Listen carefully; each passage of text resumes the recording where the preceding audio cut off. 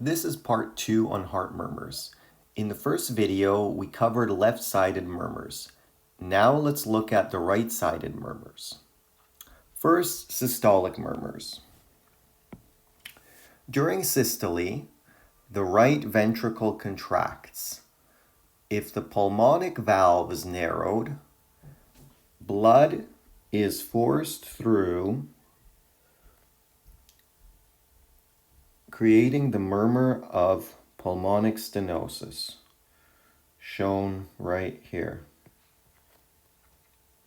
In tricuspid regurgitation, the tricuspid valve doesn't close properly, and blood leaks through backward into the right atrium, producing its murmur. Here, tricuspid regurgitation.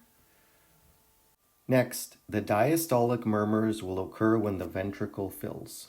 If the pulmonic valve is leaky, blood falls back from the pulmonary artery into the right ventricle, causing the murmur of pulmonic regurgitation.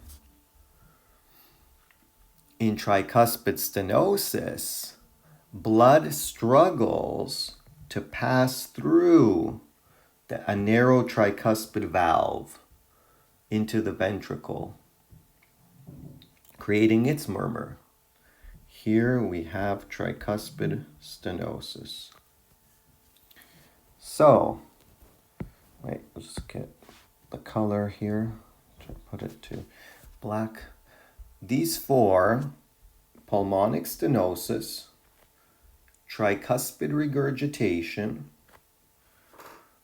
pulmonic regurgitation, and tricuspid stenosis are the classic right-sided murmurs.